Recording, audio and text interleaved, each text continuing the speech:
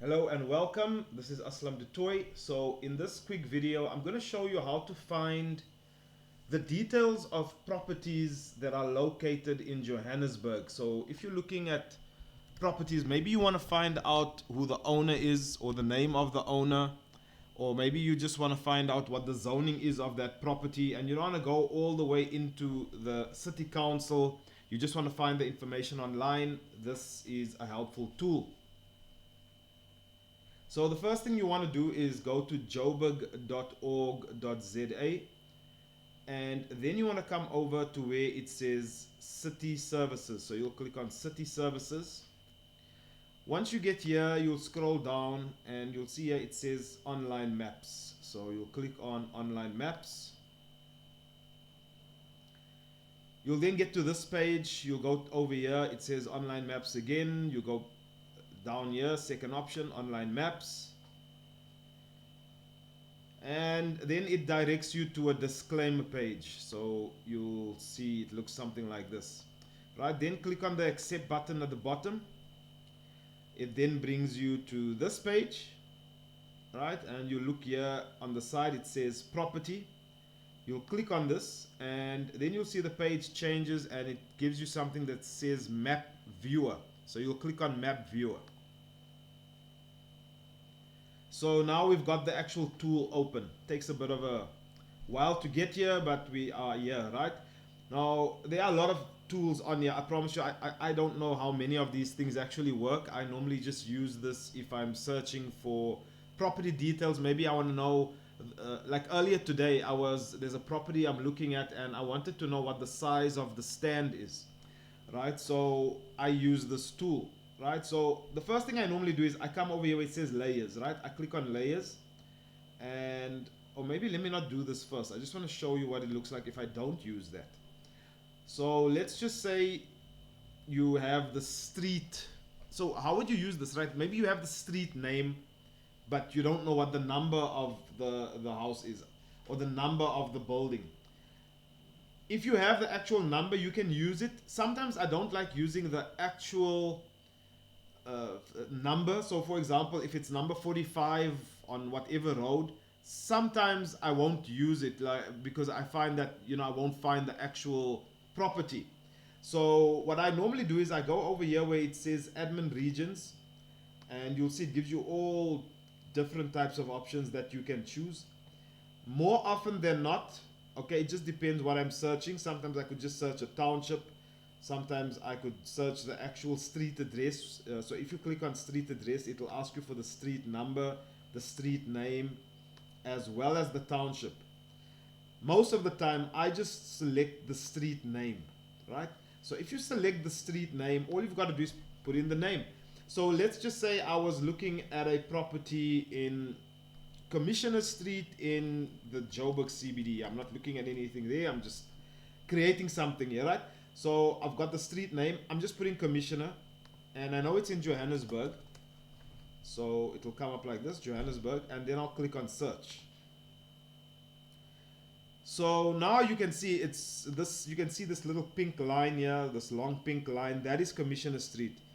So you'll see this tool. There's a tool here. It's a zoom in tool. So if I zoom in, right, all I see is like spaces, right? It doesn't look like anything.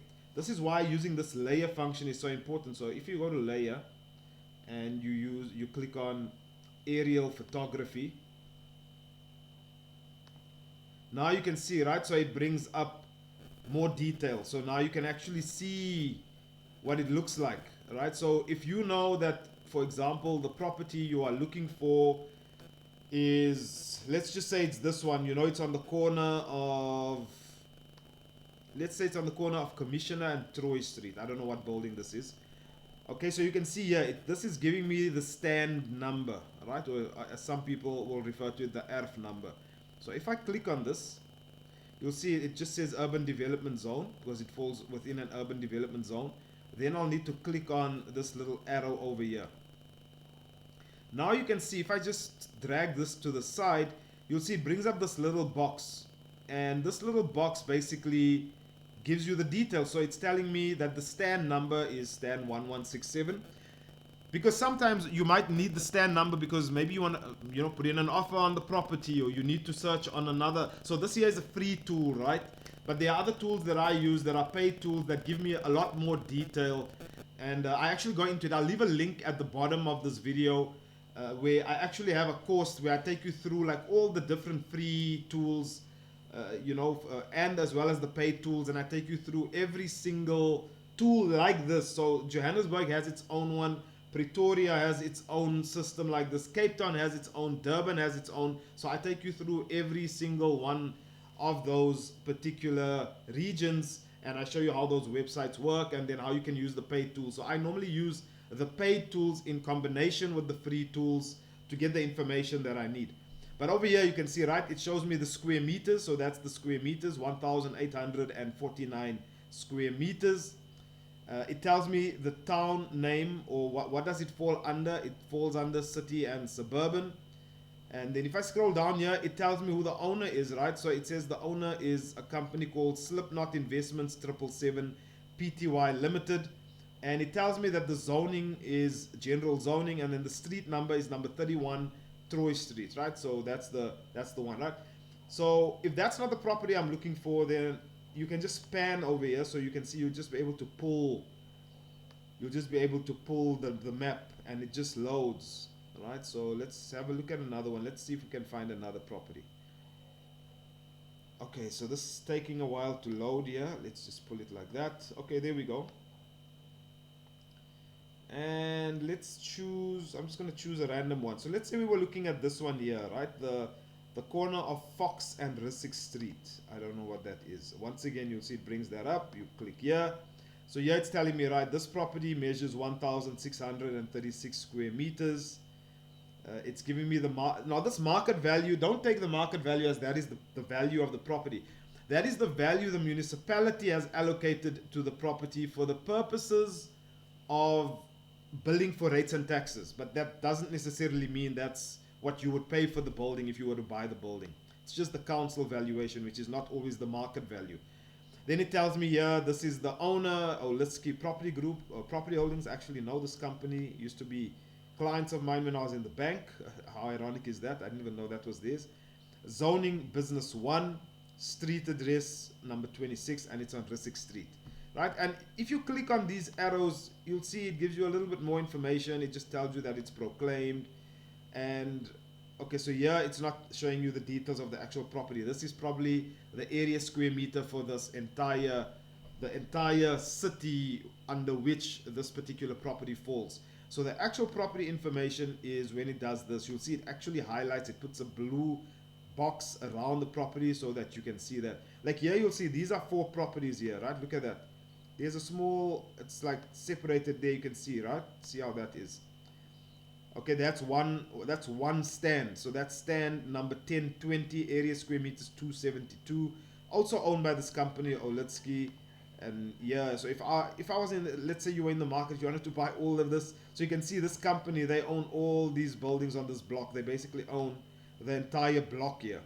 Right, look at that, right? So Olitsky owns that entire block. And then if I was looking over here, okay, yeah, I can see this is a listed property fund that owns this, Delta Property Fund. Okay, so this is Business 1. Yeah, it shows me the area square meters 991. And that's how you would basically just go through the information, right? So if you had the actual address, then you would use street address. Sometimes you might have the stand number. So let's just say all you had was the stand information. They just told you it's stand 1271. For here you can see stand 1271. Then you would basically go in stands registered. You put in the stand number. Let's see the 1271. And we know this falls under Johannesburg. And search.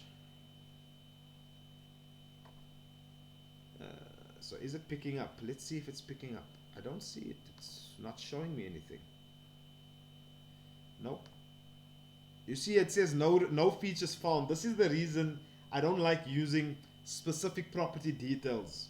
You know, I would then rather, if I was looking at this property, I would rather just go and find out what is the street address of this property if I was looking for this, right? Otherwise, if I was here, then I would just click that, and it's normally easy. You can see this here is owned by CBD Investments Pty Limited. Right, so that's basically how you would find some very generic general information on properties within the Johannesburg municipality. Like I say, different municipalities will have their own system. So for example, the East Rand, which is Ekurhuleni, also falls under Gauteng, but it's a different municipality, so they would have their own system. The systems are all different. They all fall on different platforms. They are all not the same. So like I say, if you want to have a look at that, I will leave a link at the bottom and you can check that out if you want. Feel free to leave a comment at the bottom of this video. Hope you got some value. Chat soon.